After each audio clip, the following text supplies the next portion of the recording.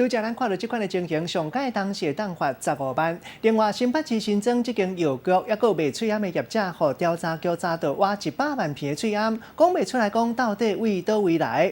调查局人就怀疑讲已经违反药事私立法，已经请新北市地检署来侦办。这间药局这个月初3才互民众逼消息，讲一克啊50片卖35，比行情较悬真济。落尾业者嘛出面画冤枉，讲会来告厂商。我还有一盒，我等下拿来对。喙烟是命侪上路进前，新增这间药局，互人发现你卖无防疫效果的一般的喙烟，一盒50片卖35，当时闹甲乱糟糟，但是这波也袂煞，因为检调单位真正伫咧业者的仓库内底找出证据。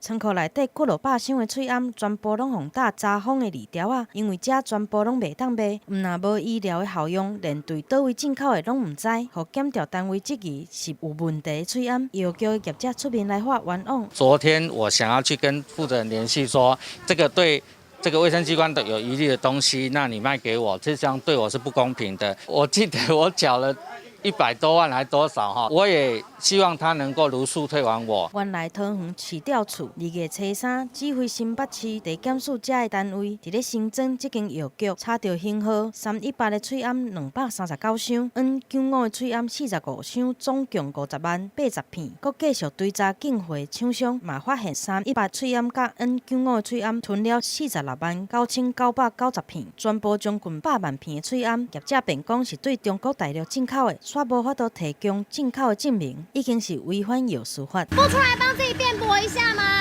实际来到喙烟的工厂，铁门锁掉的业者无愿意出面来讲，就惊民众买到有问题的喙烟唔知影。检调单位提醒，这间业者提供的一般的喙烟无中文的注文，外包装嘛真凊彩。若医疗的喙烟会注明医疗器材许可登记证，佮有国家标准的字号，安尼喙烟才有防疫的效果。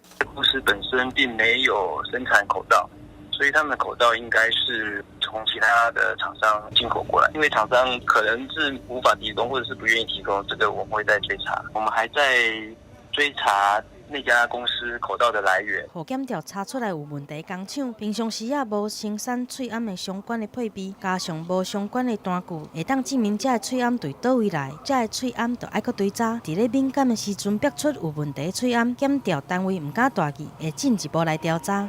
记者综合报道。